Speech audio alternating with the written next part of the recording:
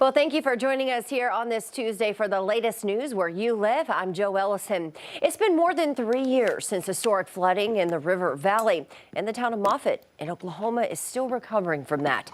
Soon the town could face probation from a FEMA flood insurance program. 5 News reporter Micah Wilson is here to tell us more. Hey, good morning to you. As a part of negotiations between FEMA and Moffett, the town must show it is taking steps to keep from what happened in 2019 from happening again. However, after several attempts of reaching out to the town over the past 3 years via phone, email, town hall meetings, and more, FEMA says that's simply not happening. Just to the west of Fort Smith in Oklahoma, you'll find the small town of Moffett. Population 128. We've been in business since 1946, started by my grandfather. And for 50 of those years, Billy Roberts, current owner of Roberts Salvage, continues to serve Moffett's nearly 130 residents, except for a short time. We were out of commission about 16 months. All due to floods that impacted Fort Smith, Van Buren, and of course, Moffett. The worst flood that we've ever had on the Arkansas River.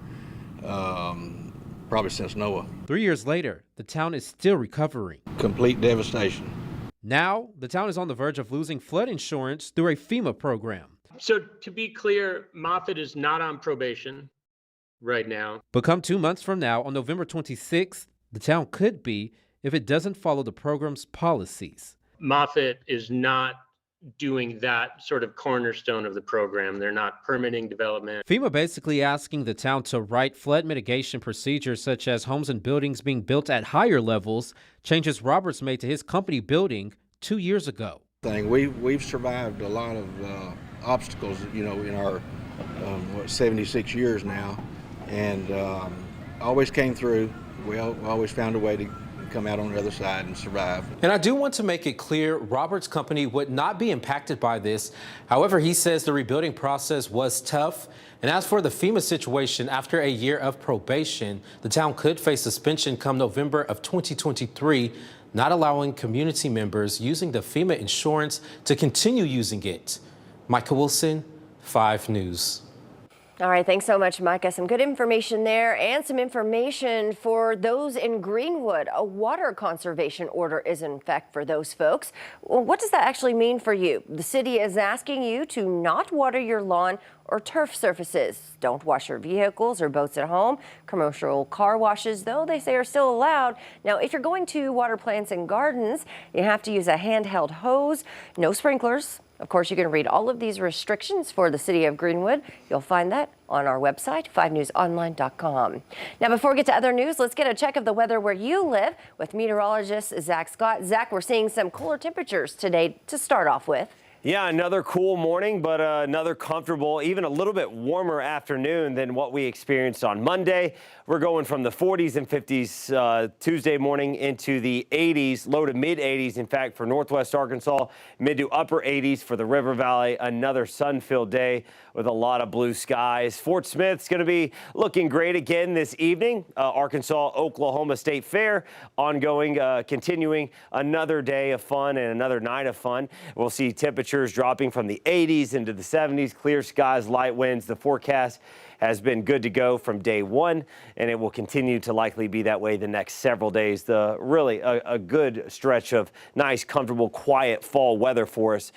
Perfect time to have one of these fall fairs around. We've got temperatures will continue to fall overnight from Northwest Arkansas through the River Valley into the Ouachitas into the 40s and 50s.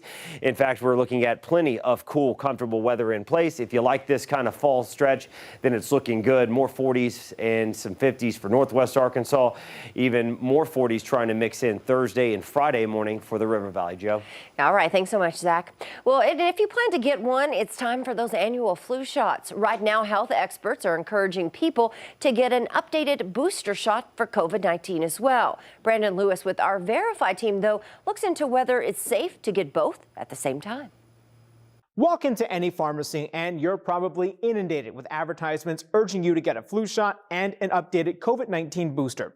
Several people on social media are wondering if it's safe to get both vaccines at the same time, or if they should space the 2 shots out. So let's verify.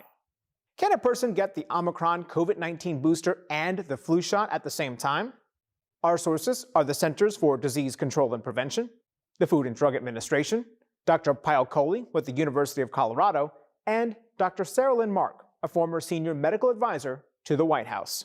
Traditionally, the flu vaccine is administered in the fall, ahead of peak flu season in the winter.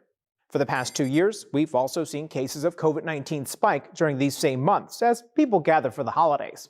The CDC studied self-reported data from more than 92,000 people who received a booster shot and a flu shot during the flu season and concluded it's safe to administer both vaccines at the same time. The study found that about 10% more people who received both vaccines reported typical symptoms associated with them, like fatigue, headache, and muscle ache, than those who only received the COVID-19 booster. But the reactions were usually mild and went away quickly. So, yes, a person can get the Omicron COVID-19 booster and the flu shot at the same time. Both Drs. Coley and Mark tell Verify getting the two shots together is more convenient and may encourage more people to get vaccinated against the flu and COVID-19. With your Verify, I'm Brandon Lewis.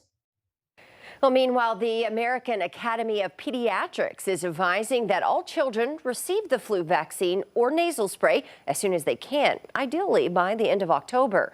While flu infection rates came in lower last season, likely because of COVID precautions, health experts are concerned we'll see more flu and other respiratory viruses this season.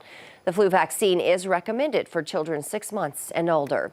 And as we head into this flu season, the Arkansas Department of Health is holding clinics across the state. You can find out more about where these clinics are planned where you live by texting the word flu, FLU, to the number right here on your screen, 479-785-5000. We'll text you right back with a link where you can find out those dates and locations to get a free flu shot.